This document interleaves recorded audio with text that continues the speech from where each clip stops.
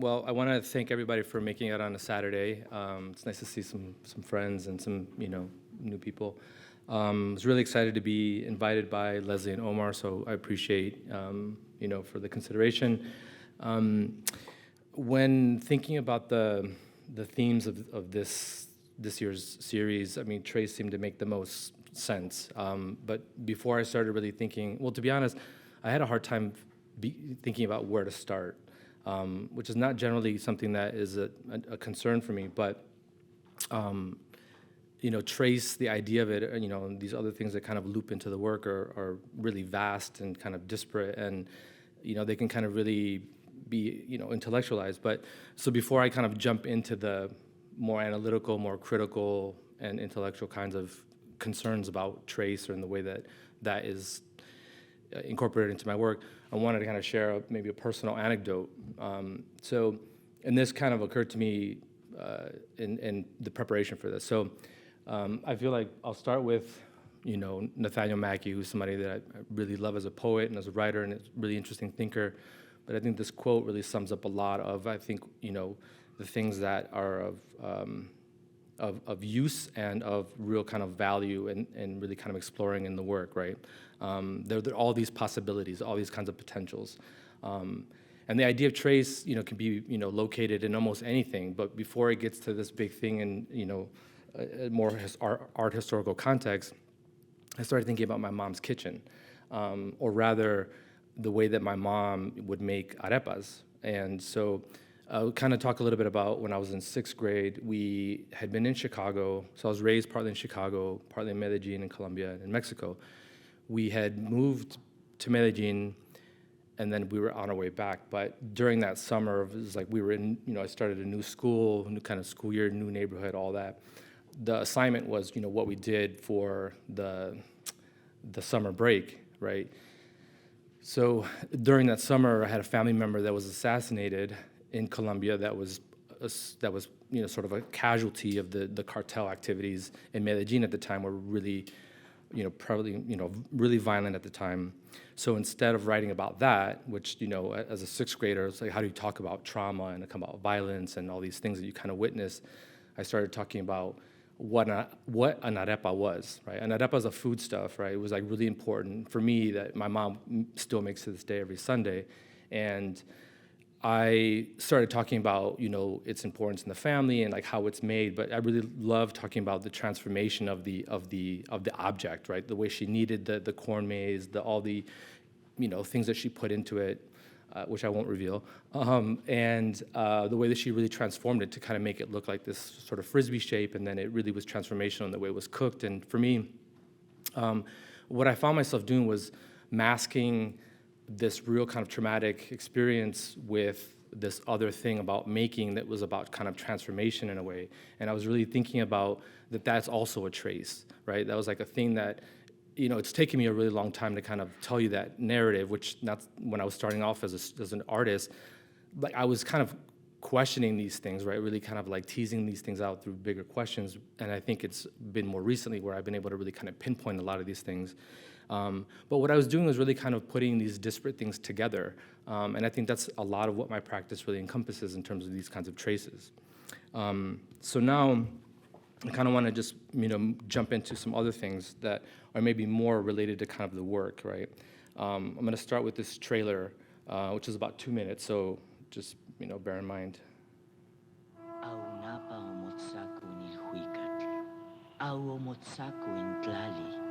Au senapa intonatiu otlan, momana sintlali, ignotlamatis, intonatiu mikis, xokistlewa.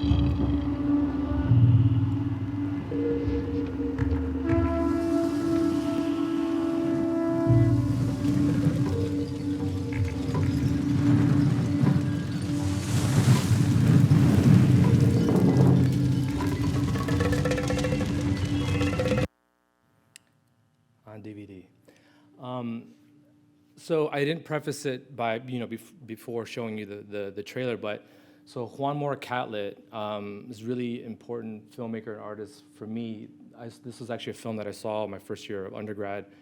But something that I really kind of teased out, in being really kind of influenced by this film was that I later found out that, Juan Mora Catlett's mother was Elizabeth Catlett, the famous African-American sculptor and artist who moved down to Mexico in I think the late 50s and married a, Mexican, painter, had 2 children. One is, Juan Mora Catlett, and the other one is Francisco Mora, who was actually somebody who ended up playing with Sun Ra. So Sun Ra rolls into Mexico City, 1978. Francisco goes off, and he starts to kind of, play with, Sun Ra. And, for those of you who don't know Sun Ra, you should check him out. But, he, I feel like at this point, everybody should know who Sun Ra is. So it's interesting, right, that, here's this family that is really, has a real kind of mix of, interest in, I sort of genealogies and kind of cosmologies in terms of what they're, sort of represents them, right? So on the one hand, Juan Mora Catlett is really interested in the cosmology and the history of the Americas, right? The whole kind of hemispheric culture, specifically pre-Columbian, whereas the other brother is really, interested in this sort of Afrofuturistic kind of exploration, right? And, so I think what I like about that kind of narrative is that it really sets up this kind of nonlinear kind of exploration about creativity and about thinking about place and identity and the importance of histories, right? And so I think that Juan Mora Catlett actually used these manuscripts, right, that were pre-Columbian, made by the Aztecs, and he used them as a way to kind of think about making the film, which is that he made here, right? And so for me, it really gave me this opportunity about thinking about this narrative and about a story and about a kind of journey, right? And then I'll go to this other film, which is an Egyptian film, it's called The Night of Counting the Years by Shadi Abdel Salam, 1969, really amazing film. It was also influential to me, which is essentially this story, is based off of a true story about this family that's entrusted with keeping these secrets of these tombs and these artifacts, in Egypt before the colonization, before the British come in and basically, try to essentially take ownership of some of these objects or to claim that they're sort of keeping a kind of stewardship for them, right? What that ended up helping me do was create this publication. So I'm gonna kind of jump a little bit, right? So I would say maybe in 2012, my good friend Stephanie Jameson, really amazing artist, was at the core program in Houston and had been working on this publication project and invited several artists of color who had been interested in working with publications and language to produce these books. So, Martine Sims, Jamal Cyrus, Gina Valentine, myself, and a few other people contributed. So one of the things that was really important to me, and this comes out of a lot of source material, right? That before I made this publication, essentially the things that were really influential to me were all of these, books and poetry and it was less of the theory. Actually, it was more all these kinds of things of literature and thinking about the way that creatives were kind of stitching these kind of narratives. So these things that I started accumulating over a course of 2-3 years became this kind of text that I started kind of essentially stitching together.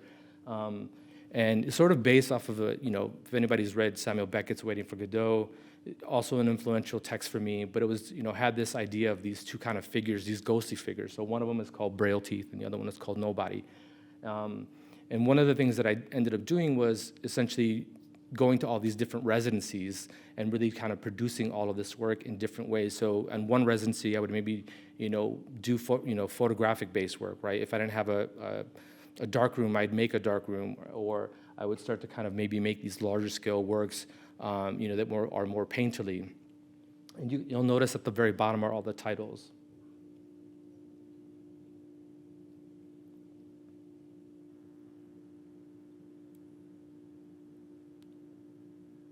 So, these are these works that are covered with all this kind of pigment and crushed cochino insects and all these kinds of, materials.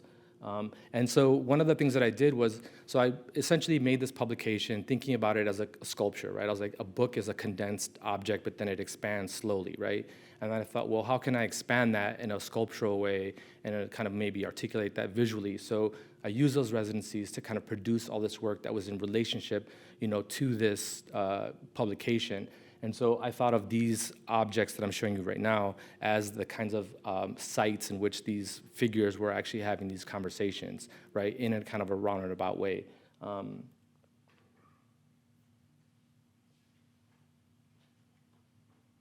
And one thing, I start off by kind of quoting Nathaniel Mackey, and I'll kind of refer to Nathaniel Mackey again. He has this quote about the index, right? Thinking about one's index of work that's ongoing, right? It's this thing of ongoingness, right? So essentially, I kind of went through all of this, material through sculpture, through installation, through photographic-based work, and then I was actually commissioned by the Studio Museum to actually perform, or to kind of make a performance out of it. It was a sort of 2-act play, and so this is a kind of a final version of that, and this actually led me to these other things where I started thinking about place and locality and the importance of some of these subjects, and I think I was really kind of thinking back on my own position of being from multiple places and those places being really the sources of my inspiration for a lot of my work. But you'll start to kind of see it in work like this, these motifs of screens, veils, a kind of veiling. And so I'm showing this because it has a really reflective quality. It has a real kind of, even though it reads photographically, it has a kind of a sculptural kind of aspect to it too. It has this embossed surface. It's almost a metallic surface that as you kind of walk, around it, it has a kind of reflective sort of appearance to it. But this is a work, at the time, I was probably around, I started the core program and I started going back to Colombia, where my mom is from, and I started doing a lot of research looking at photographic archives, right? Really thinking about the way that, how did the camera arrive in the Americas? How, we generally think of a place and a kind of a identity of people through our understanding of photography in a way, in a big way, actually. And so I started really kind of exploring some of that and thinking about the ways in which, we come to understand, things like visibility. And these, this is actually a much kind of older reference. But here's an artist like Sigmar Polka, who's an artist that's really influential to me as a kind of maker, is really using an image like that in his own work, right? And really thinking about this idea of distortion. I think that trace isn't just like a material artifact. It can have these other kinds of effects like blurring, atmospheric, there's like resonance, dissonance that I'm maybe using more in terms of like a kind of a musical kind of term. But while doing this research in Colombia, I came across this image of this death mask, right, which is from the Museum of Gold. I was really struck by this image, and so I started working with these archivists in Colombia and really thinking about some of the photographic materials that they had, from as far back to when these things were excavated or supposedly excavated, to maybe more kind of modern contemporary ways of image making. And so I'll just kind of show a progression of a body of work. So you can think of this as one trace of an archive, a historical thing that is a thing that allowed me to kind of make a work like this, right? To then kind of make a work like this, collaborative with Ronnie Quevedo, who's an amazing friend and artist. And this is a kind of a larger installation of a kind of a sculptural show that we put together, really thinking about these, specters and these traces of kind of migration and thinking about history.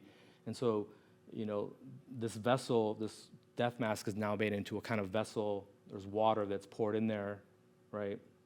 And then, across this here, there's all this kind of materiality, right? So all this kind of pigment, this cast soccer ball that we, placed in this pigment and kind of made a drawing, and also this kind of constellation, that was sort of scattered around. And then in the back, we have this, more gestural kind of, effect of these flower petals, right? So there's this idea of that there are things that are very ephemeral that take place in there, which was actually a very generative project for myself and I think Ronnie, and a project that I was really excited about doing. That led to this other work, right, where I have this slab of travertine, which is generally used for like mausoleums or other things like this. And here I'm incorporating the flower petals and on a more daily aspect, right? So this was in one of my shows in Chicago that the gallery was tasked with basically filling the vessel, the death mask, with water every few days, also constantly applying flower petals to this. So there's this kind of gesture and this other kind of trace of a very living thing and a very kind of, I was thinking about it in terms of a kind of a body, right? There's this other kind of body that has a real kind of slowness to it, which led to this. And I'm just kind of showing a through line of these kinds of traces, right? So this is actually something I did for the Whitney Biennial. I was commissioned by the Whitney, and I was able to work with Tiffany and Company for about 9 months, working with these silversmiths to make this. And so, the idea was that they were like, I don't know, maybe they were like, they're trying to like rebrand, I don't know, but I was sort of like, I don't want to make jewelry. I want to make something that is very in line with my practice and very much in line with my work. And so I was like, I want to make this death mask, right? That essentially had all these other iterations, but I really wanted it to be a non-functional thing. So you can kind of see there's water that's poured into that vessel on the right, and the nose and the nose ring stick outside of that water, right? So I'll just show you a little video here.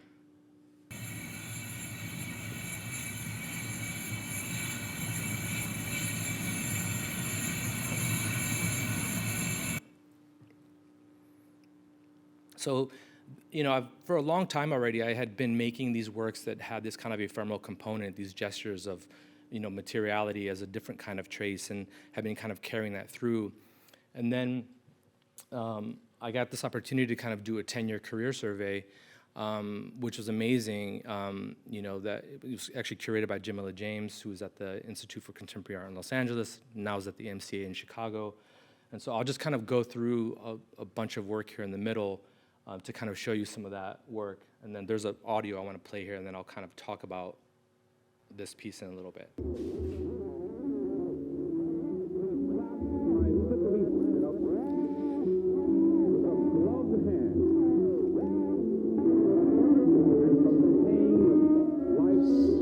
First blow came the joy of life's first breath, cried out, upside down, dangling, happily, I am.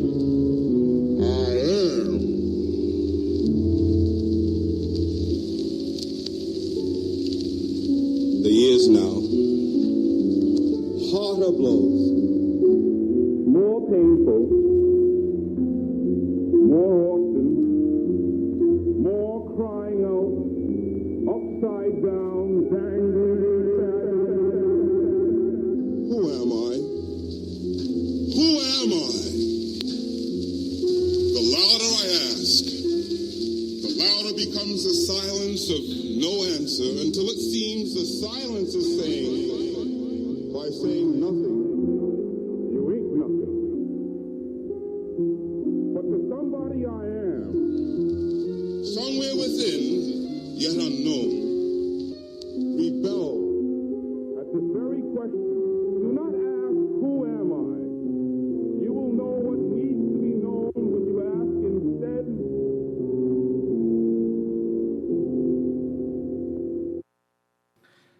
So to quote Nathaniel Mackey again, he says, locality and locality's discontent continue, as do identity and identity's discontent. So for a long time, I had been making a lot of work that was sort of thinking about fragmentation or thinking about the body in all these different kind of ways. And this work, really encompasses a lot of these things that have to do with kind of artifacts, like this chimu pot, for instance, right? On the right, the original is a ceramic clay pot, which is made after a vilca seed pod, right? Which is, considered a hallucinogenic plant. And I was able to work with these archivists and these archaeologists at the Field Museum. They were able to 3D scan it for me, and then I was able to 3D print it. But here you have this kind of grid that has this kind of silver metallic surface, and as you walk around it, the kind of grid changes from this kind of yellowish to silverish quality. And again, the museum is tasked with like applying all these fresh flower petals every few days. And then there was a seven channel sound, and the sound is a found recording of this unidentified speaker essentially having this kind of existentialist crisis. And so I worked with the Experimental Sound Studio in Chicago and really thought about, well, how do we use sound or the voice as a sculptural component in an exhibition or maybe just in a work? And I can kind of talk about this as a kind of a reference later on. But I really kind of wanted to put all of these works together where, the voice is occupying the space in one way, the kind of tree limb is a maybe more architectural way to kind of locate the figure, the flower petals, and then you have, the pod here, and the kind of voice, right? And then I'll kind of just zip through some of these other more installation-based views. So the exhibition was a 10-year career survey, and it really went through a lot of photographic work, sculptural work, and they're from various bodies of work, right? I won't go too much into detail on these works here, except for a few.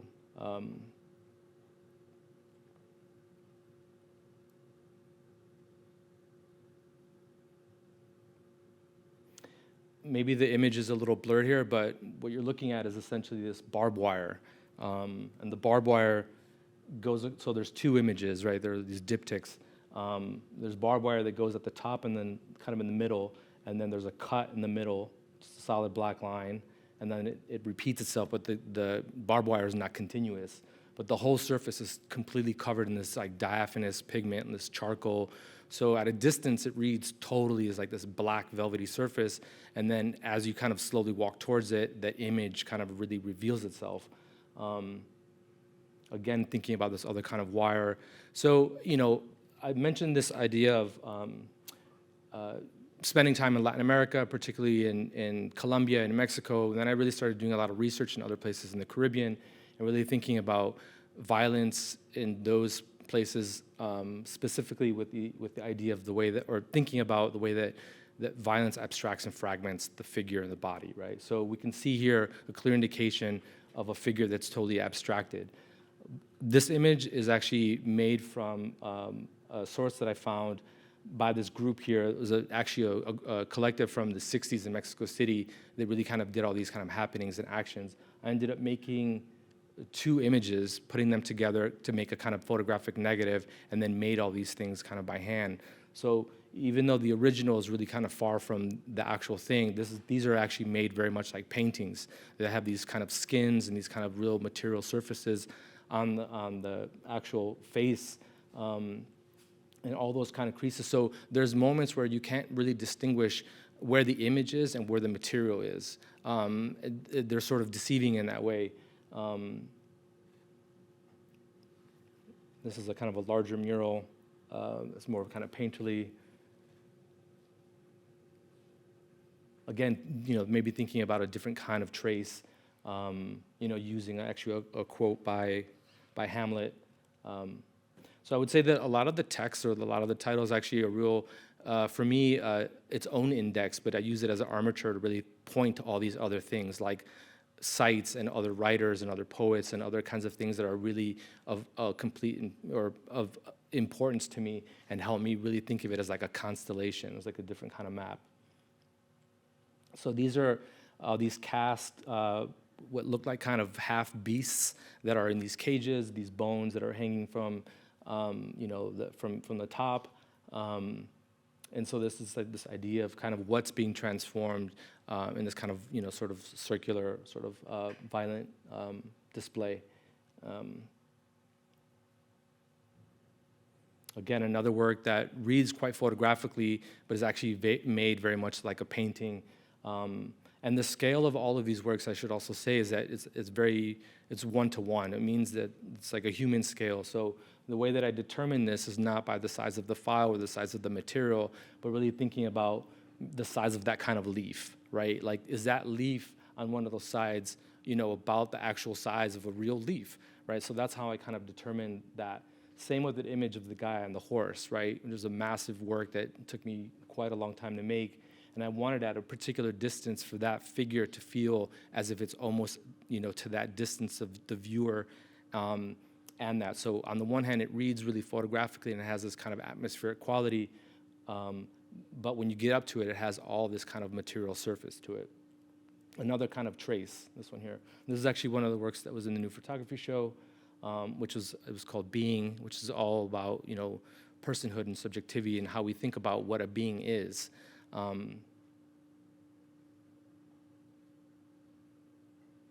Sometimes there are these different kind of strategies in the exhibition, really thinking about this image of the vulture that's installed a little higher, this other image that's installed a little lower. And in some of these instances, I'm thinking of some of these works as like punctuation, right? Like the vulture as a kind of, punctuation, or the kind of shadow, right? Which is a much older work, or a work that I made. It's actually made on glass. You can kind of see it's totally made with a welding torch. So I'm burning the entire surface of the glass and then essentially removing all of the material to bring out the image. So on the one hand, the image is a sculpture, it's an object, but it is also something that can produce a photographic image. So I would say maybe the technical term for this is it's called cliché vert, right? This is like this 19th century photographic process. You can kind of see these details of it. So it's completely ephemeral. So if you were to kind of wipe your hand on it, on the surface, you would remove all of the soot. I'm not going to show this, but this is a sort of in-making of this. If we have time, I'll go back to it. No. Again, thinking about making these works by hand, where like these kind of creases in the middle that look like cracks in the glass, and these smudges are actually not in the image itself, but are later further kind of produced to imply a different kind of trace of the touch or the kind of break on a glass or a mirror, right?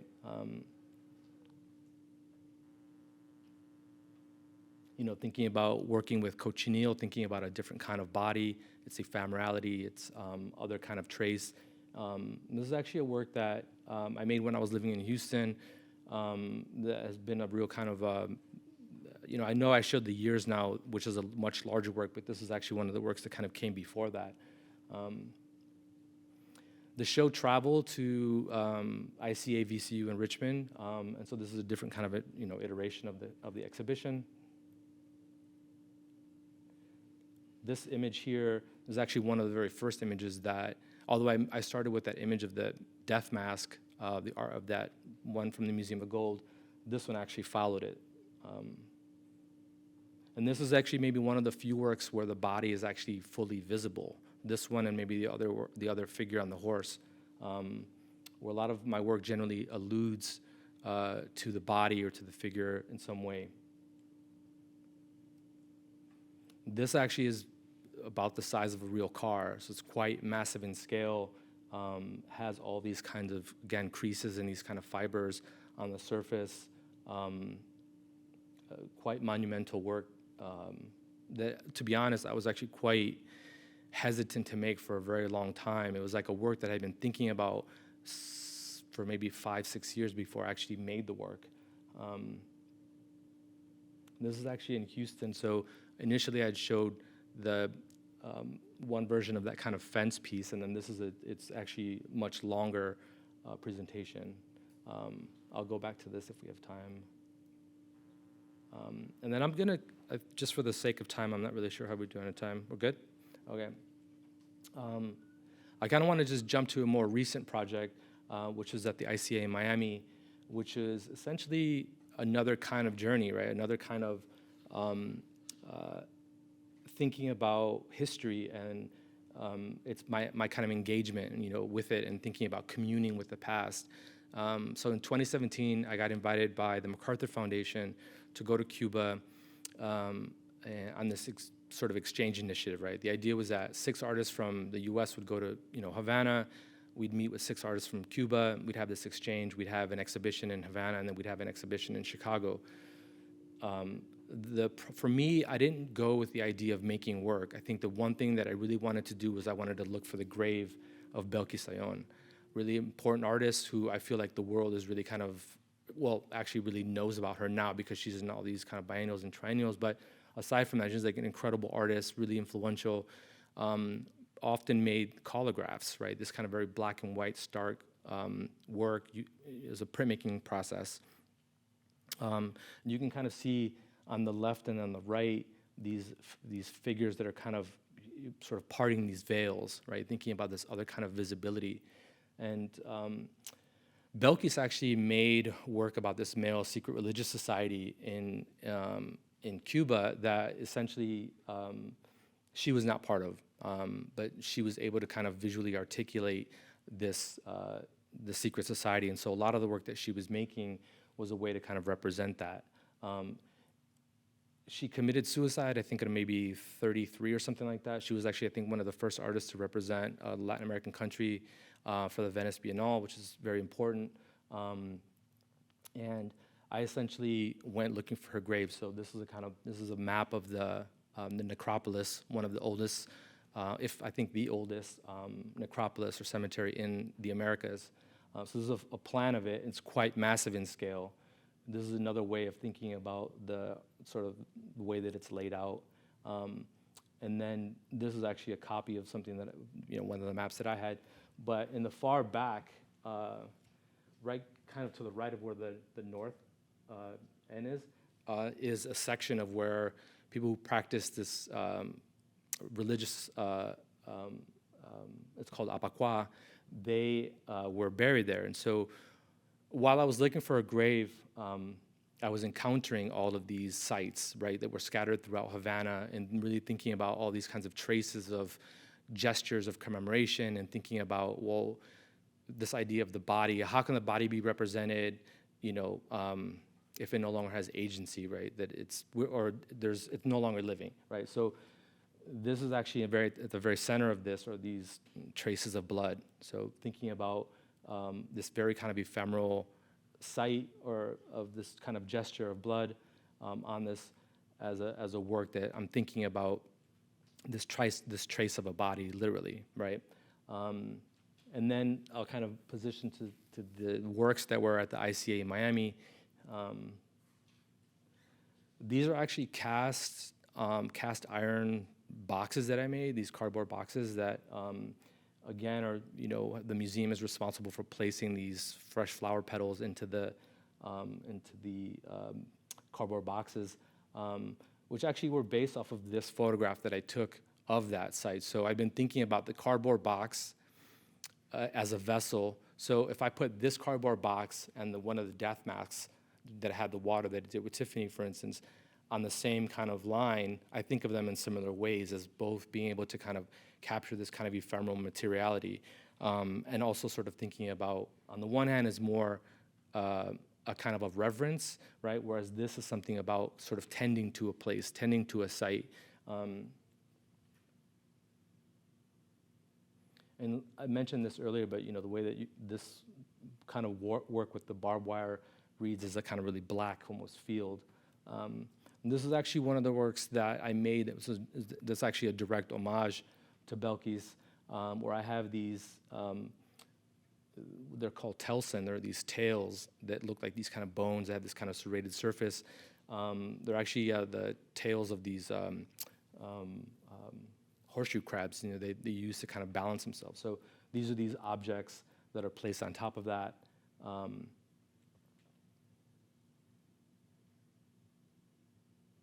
And I mentioned the earlier work with the barbed wires having all this kind of pigment or this kind of material on the surface. Even though these read photographically, the entire surface is covered in this kind of veiled, charcoal and graphite, and so they have this real kind of slowness in terms of like how they kind of reveal the image in a way. And I think that's one way of me being able to slow down the read on that work. Again, thinking about this kind of doubling, you can kind of see here, these flies, for instance, on the surface of this is moving, they are quite different in terms of its perspective and angle, and then moving from one image to the other.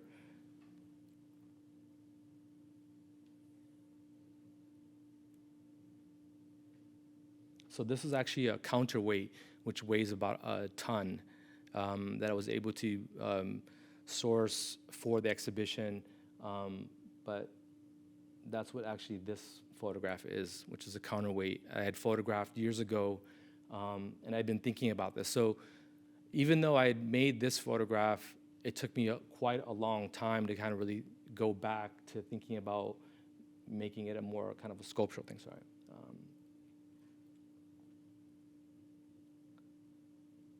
To something like this, where I cast the actual objects and then have this as a kind of almost like a tombstone. You can kind of see the way it sort of sits there.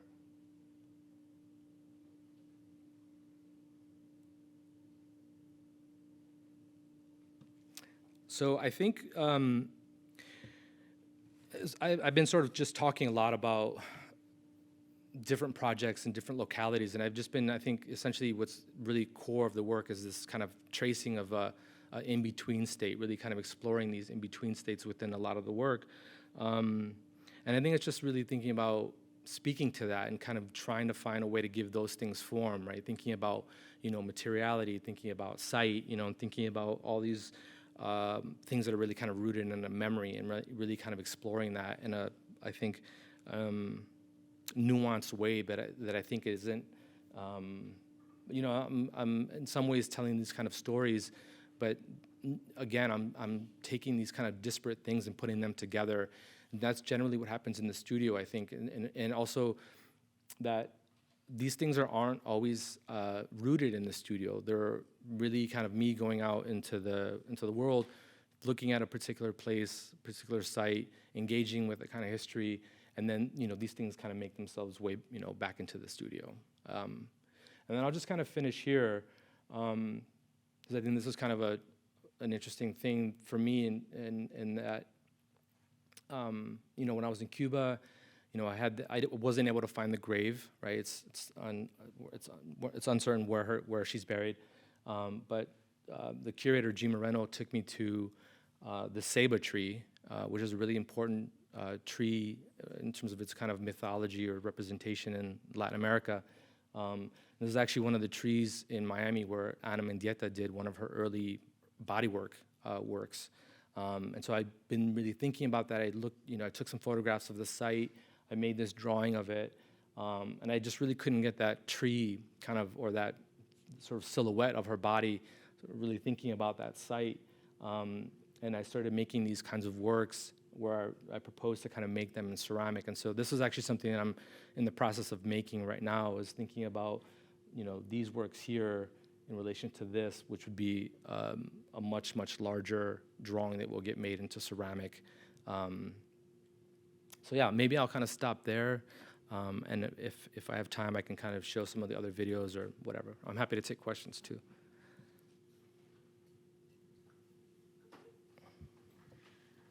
Hopefully people have questions. Thank you.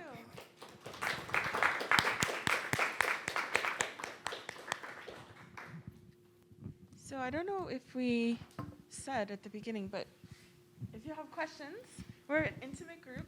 I have questions as well, but I also don't want to monopolize, and we also have our students here too who will have the opportunity to meet with you privately after the talk too. So if you have a question or comment, just raise your hand and we will give you the microphone.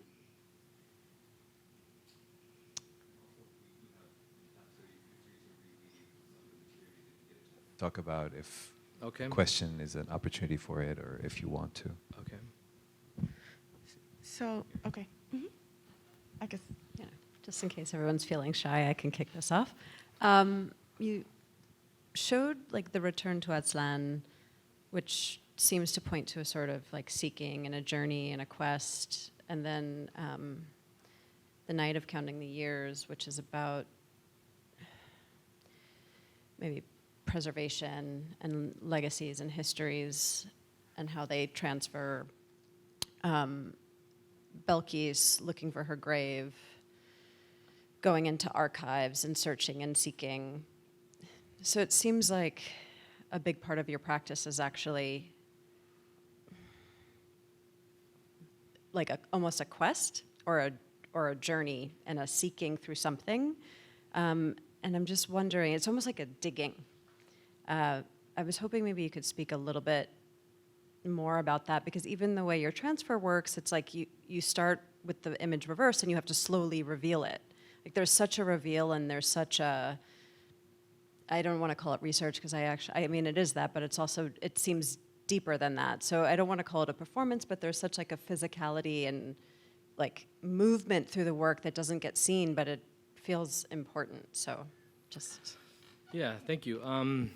Yeah, I think that there's, I think of it as like this kind of trajectory, right? Like, you know, I'm sort of, I don't know, meandering or journeying, I don't know, like on this kind of trajectory and really kind of thinking about these things, and some things get revealed, some things get hidden or veiled, but they're all very kind of slow in their kind of making of that, right? Like, and really thinking about, when I'm making a body of work, like some of these works, for instance, let me see. You know, like if I were to show this body of work with all the other ones, like it would kind of really make sense. It would have a kind of clear, linear sort of narrative, right? Thinking about this kind of historical. But I generally tend to put these with other things. And I think that's just, for me, one way of really thinking about, that just feels natural to the way that I really work in the studio, or the way that work kind of comes together. And it's really through my own kind of stitching. I think I kind of mentioned that in the beginning, really kind of putting these things together in this sense. And you'll notice that there's a lot of material shifts, right? So sometimes I'll make work that's purely photographic or image-based. Some things have more painterly kind of qualities to them. And then there are other things that I think are really rooted in a sculpture, right? So, you know, last year I made a lot of work that was cast in iron and cast brass. Now I'm kind of moving more towards more ceramic-based, you know, sculpture works. So I'm kind of giving myself these challenges of making works and really thinking about expanding the practice. And I think what essentially is helpful in that way is it's like I'm always thinking like, how can I keep expanding what I'm doing in the studio? And I think I'm approaching each work with its own kind of set of concerns. So that's one way of really, I think, is great for me, but not so great for my galleries, because like they you know, it's just slow. It's a slow process, and I think that I just work that way, and I'm just kind of really trying to be in tune with what the work is going to do and what I want it to do and what it kind of needs in that sense, rather than thinking about, you know, I could print like 10 of these, but it would not have the same kind of effect. I think the one is enough. But there is this kind of, you know, archiving, excavating, sifting through materials, and really thinking about how do I stitch that together. Yeah. Okay, I have a question. Yeah. Well, and is that no, okay. You're still processing, yeah.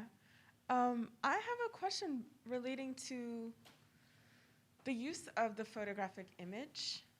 Arielle Zule, I don't know if you're familiar with her work, The Civil Contract of Photography, which I feel like was just so important to thinking about the event of the image and all of the potential intersections as well as its afterlife. And there's something about the density. You're describing it as a film, but that density could be the time of when you first want to use the image and when you decide to incorporate it in the work, right?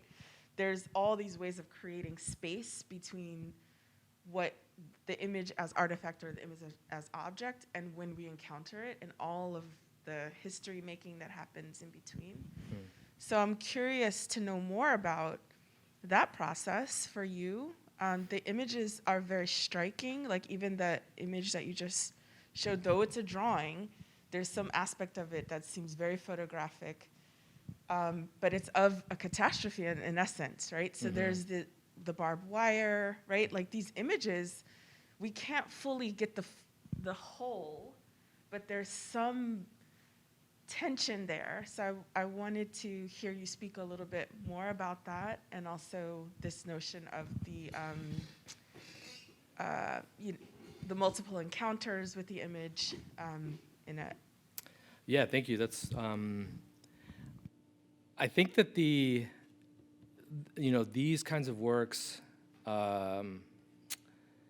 or, something like, I would say a lot of these works, except for maybe this one, right, are really open-ended, that they can kind of have a universal, like you can kind of project almost anything onto that image of that web, or that sinking car, that, you don't need the specificity of the history. I think for me, the importance is like engaging.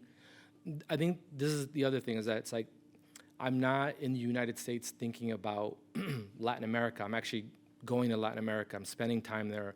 I'm, speaking with archivists, librarians. I'm really kind of sifting through material and really thinking about this history in a way that feels really kind of purposeful for me, rather than it being maybe more of like these ways of just kind of, producing images, right, with archives.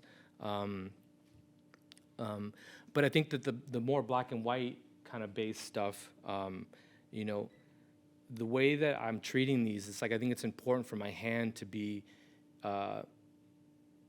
for these works to be mediated somehow, right? For me to distress the image, for me to kind of do all these alterations to the surface, as a way for me to kind of feel like that there's a more honest engagement with it. Whereas all the other kind of maybe color photographic work that also is mediated, I think for me it's the question of, sometimes I just don't think that like that the photograph is enough, right? And it needs something, right? It needs to be complicated in some way. And so maybe one way for me to complicate that is to kind of change the image in some way materially, or in its new kind of translation of it, or the veiling of it, right, to kind of push it back a bit so it's further away from an idea of like beauty, for instance. But I think that the actual, this image making really kind of stems from, I think, my background in printmaking and really thinking about, in printmaking, the idea, and also pointing it to Belkis Sayon, is like you're building an image, right? Like you're kind of essentially building an image rather than photography. You're kind of taking an image or making an image in a way. So I think that there's like these slight differences between those. But I think early on when I started, similar to the kind of publication that I started, the conversation with, when I was sort of after, when I was like, I'd explained this project to people, and they're like, I have no idea what the hell you're doing. But intuitively, I really felt like I had to just follow this, right? I had to follow this kind of curiosity. And it's the same with working in Latin America with these photographic archives, right? It's really uncertain. It's like, how did that camera arrive in the Americas? Because we generally think of the camera as being a colonizer's tool, right after the Bible and right after the gun, right? So, these things really kind of follow one another in a way. And, I think with image making now, it's so ubiquitous that we don't really kind of consider it in a way that we used to, in a sense, right? I mean, again, to answer your question, I think that there's just different ways that I really want to treat the photograph, right? So I didn't have an opportunity to show this, but I'll just show like this work here. For instance, I'll just show a quick, I won't show the whole thing because I don't want to feel like, oh, this guy's cheesy.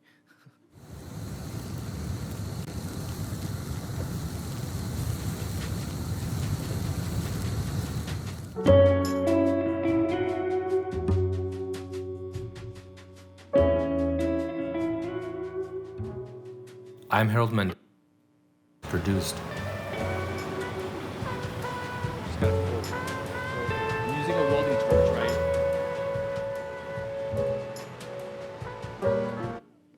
With an even surface of soot, it was brought into the gallery for installation.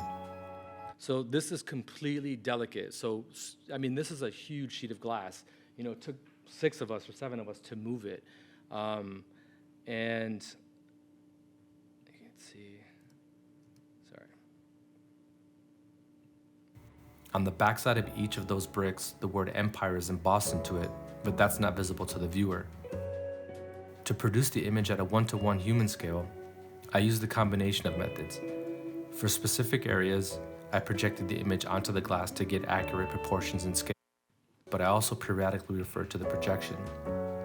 I use a range of tools like sponges or various brushes or whatever other tools I might have to bring out the image, which makes those areas transparent, allowing for light to pass through the glass and cast an image behind it. I'm utilizing a 19th century process called cliché vert. It's a hybrid of because of its precarious and ephemeral nature, sort of see the scale, which is counter to what a monument represents. Mission for the exhibition. Anyway, so this is maybe a different way of kind of thinking about image making. And I remember I was at the core program, I talked to, Ronnie Cavello, and I was like, I want to make an image that's also an object. And he's like, what the hell are you talking about? And I was like, no, this work is that for me, So I don't know. I think that there's these ways that I think, I probably complicate things for myself maybe more than I need to by having to kind of really engage with these images in their own way. Yeah.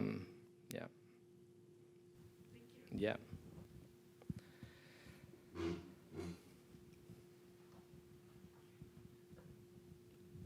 Hi. Hello.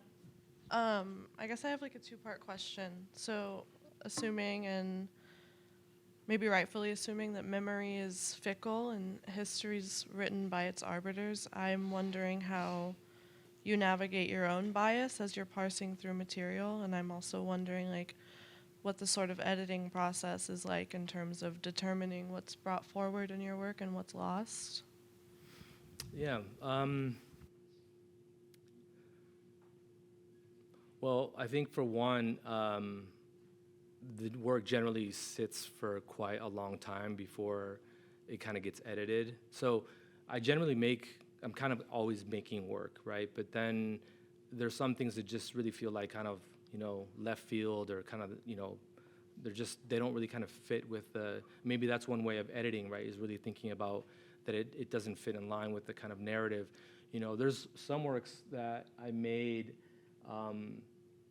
like there's one photograph in here that I took in 1999, but I really didn't know what to do with it until 2016, right? So it's a really, really long time, really long span of just sitting on an image. I had been wanting to make this work for a very long time. I didn't quite know how it made sense with the body of work that I was making. So, sometimes there's that, right, as in terms of kind of a strategy of thinking about what makes the most sense with a kind of a broader narrative in the work. And I think generally when I'm dealing with when I'm taking my own photographs, I'm not so discerning just to make the images. I think it's later in the process of producing the images that I'm wondering, well, does this image need to kind of, for instance, this here, where is it? This image, I think that there's maybe 12 or 13 actual photographs that I took of this, right, this kind of offering of this site. I made one work of it, sat kind of individually, but it took me a long time to kind of really determine what made the most sense for it, right? So, whereas I think,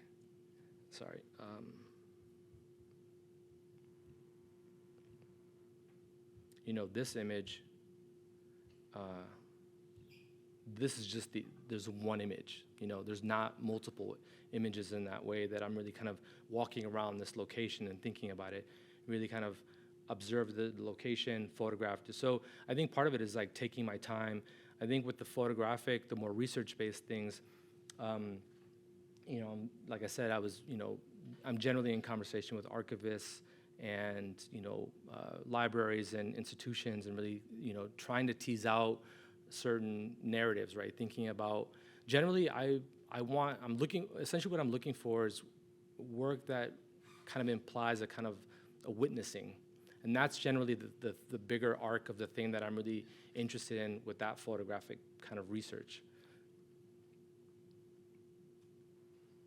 Yeah. Hi, thanks for the presentation. So you talked a bit about the movement between materials and use of different craft and ways of making. And I'm curious to know about the use of language in your practice. You spoke a little bit about it and the way in which you go about, acknowledging which artwork gets a particular title or reference point. And can you talk a bit about the movement in relationship to language in your work and how you go about making those decisions? Yeah. I think that You know, I thought about the titles or the language as a kind of armature, right? Like a way to help the viewer enter into the work in another way that's maybe not material. And generally that comes from like me doing a lot of reading, like looking at writers, you know, poets, you know, musicians, lyrics, you know, my own kind of personal writings, and really thinking about these are the kinds of people that I think of this idea of communing and gathering a lot, right? And I think that it's not just with like the people that you know that are living, but, you know, I can open up a book, you know, I don't know Nathaniel Mackey, but I know Fred Moten and other people, and like I can kind of engage with language in this way. The other thing is, it's like I think early on, when I was sort of beginning as an artist, like some of this language is just not there, right? Like, you know, like I think now we're you know, really thinking about the transnational identity and really thinking about there's a real kind of specificity that we can kind of identify now, where I think early on it was really absent. And again, I started by saying that theory was not the thing that was really that influential to me. It was all these writers that were talking about the body or identity or these localities and like this kind of in-between kind of state. So I was really drawn to that, and I was really thinking about that language is just really rich for me, and I wanted to kind of use it as a way as an index to point. So for instance, like, you know, like this, for instance, this is actually titled after a work, you know, a book by Fred Moten. You know, the Egyptian film that I started off by, you know, is titled after another work, and, you know, I'm pointing to like Ralph Ellison, I'm pointing to, you know, Natalie Diaz, or, you know, poets. And so I think of it as like that's the kind of cosmology or the constellation. And I'm glad that you asked this question, because nobody really asks, you know, they always just think, oh, the titles are very poetic, but it is an index, and that's how I think of it, as an index. So for me, there's very few works that they're untitled. It sounds weird to say this, but when I make something, I want the way that it's, like what the subject is and like how, and like what it's made out of, to almost kind of be equal in a sense. And it's really hard to kind of find language to also be that third thing that, you know, gives it that kind of sort of balance in that sense. It's hard to do that, but that's something that I really try to strive for. It sounds like it's complicated, but it's like something that I really think about, and I do kind of toil over text and language, you know, and I think that's kind of why I'm always really looking at writing, not for the sake of sourcing it, but just engaging with these other thinkers that I think are addressing ideas and concerns that I'm trying to address. Yeah. Hello. So you mentioned going to Colombia and Cuba, for example, to work with archivists there and study and research. And also a lot of I think most of the shows that you've shown in this presentation are all in the US. And I'm wondering, like, what happens for you with like taking material and traveling, and like what kind of also just like a parallel to like transnational identity, and also maybe like even having the 10-year survey show travel, like what happens with that? Yeah, I mean, are you asking me if with that work being exhibited outside of the US, or are you more specifically interested in like if that, like what's the engagement of the stuff that I'm researching and then bringing to the US that way? I think maybe more like, I think like there's like a location changes a lot the presence of something. And so like it feels very intentional and meticulous to bring something to a different place. And yeah, I was just wondering if you could talk about like kind of maybe how you think about that, or how that's like a part of the work. Oh, that's a really good question. Thank you for clarifying. You know, I think as somebody, like I'd start off, you know, my parents are from Latin America, was partly raised there, you know, I'm also American, first generation, right? So for me, like, I think the things that I'm addressing are really nuanced, right? But I'm really pointing to like these histories in Latin America. Like for me, those places are not in the past. They're still very much present. I still have family there. So there's always been this kind of zigzag, right? This constant kind of engagement with both of those places. I think as a first generation American, you're like, well, you know, like I think any kid that speaks, you know, another language, you're like, well, you know, you don't maybe fully feel like you belong. You're kind of in this in-between state. And then you go to the country where your family's from and they're like, well, you're this other kind of person too, right? And so there's some of that, I think, but that's not unique to me. I think that's a real thing that I think a lot of, you know, first generation or children from, you know, immigrants face, right? That there's like this duality of belonging, not belonging, being in between, and that's a thing that I think that I've really kind of explored, I think, in a lot of the work. To your point about, yeah, there is a real kind of, like I am being very intentional, and there's a kind of meticulous kind of like treatment to a lot of the work. But it's interesting, you know, I've spent a lot of time in Latin America, but I've never really shown in Latin America, you know, which is, I have my own criticisms. I can kind of talk about that later, but that's another thing. That has really nothing to do with my own kind of practice. That's another thing that's related to kind of, I don't know, the art world or another kind of thing we can get into the weeds later about it, right? I can go on about that, but I'm not. But that's an important distinction to make because I think in the U.S., I think now there's more conversation around the transnational kind of identity, right? And like this nuanced kind of approach. But there's also this other thing where I think that if your work doesn't perform what we consider maybe a kind of a Latino identity or something like that, then it might not be considered that, right? And so that's not on me or the other artists I'm in conversation with. I think that that's, again, a bigger kind of concern. But I think it's important for me to kind of constantly create this bridge, right, of engaging with these countries, right, and their histories, this kind of hemispheric history.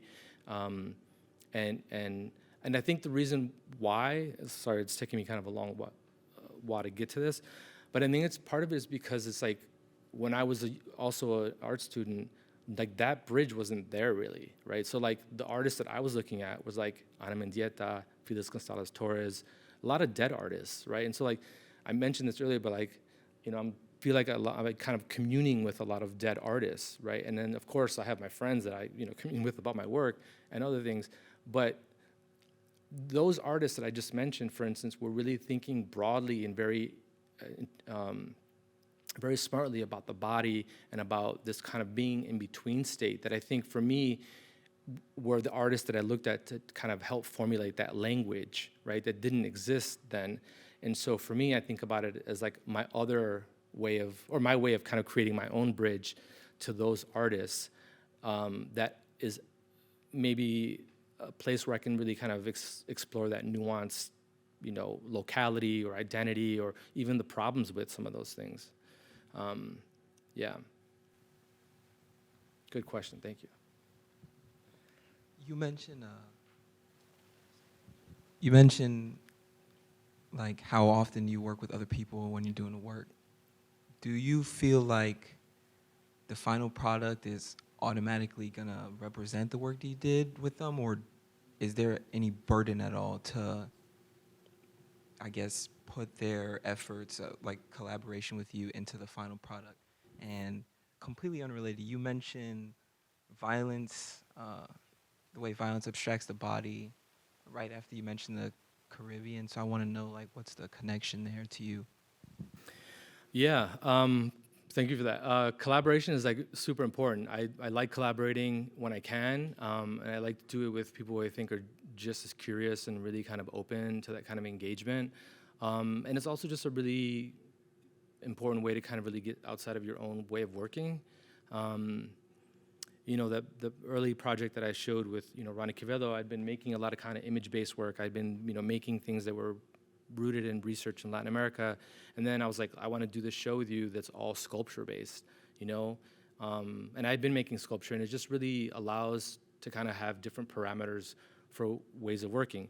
You know, for this 10-year career survey, Jeff Parker, who's an incredible musician, I invited him to use basically the museum as a kind of speaker, right? So he responded to 4 works in particular.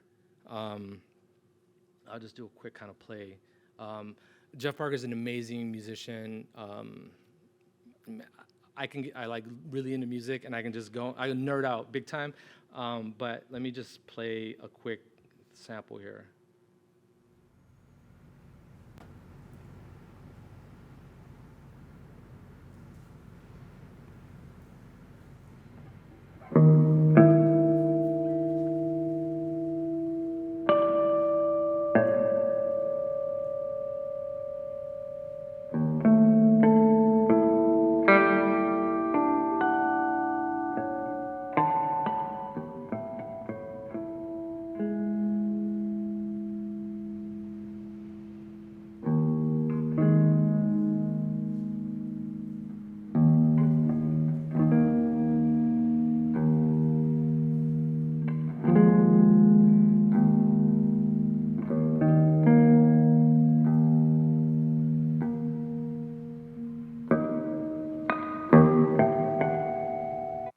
In this video, there's 4 sections, right? So he's responding to 4 separate works, and each section is maybe about, I don't know, like 10 minutes or so. But, you know, he's speaking of kind of trace, you know, he's using like resonance and dissonance and really kind of amplifying the sound and, you know, really taking some of the motifs that I had in the studio and responding to that, kind of riffing on that and improvising on the work, right? So it was really amazing to invite, you know, somebody who is not associated to the visual arts, but is a creative person, as a musician, right? Really kind of producing work. To kind of collaborate was really eye-opening for me in this way. You know, I've, like I said, collaborated with, you know, writers and poets and things like that and other artists, and I think that's actually been, you know, really influential to me.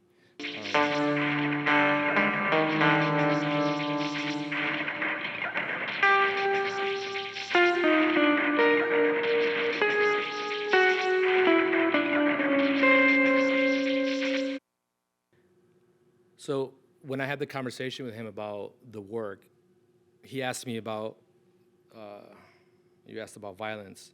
He asked me about the sculpture called jaulas, which means cages. And I sort of talked to him about that this is a work, this jaulas, the sculpture here. I was like, this is maybe one of the first works where I was thinking about fiction, right? It's like, how do you incorporate fiction into like this idea of violence or something, you know, or these other things. And so he kind of riffed on that in a way, which I had not had a conversation with somebody like that in that way. But I think violence has been a thing that has been on the periphery in a lot of my work. You know, I sort of started off by this kind of story of talking about these arepas that my mom made.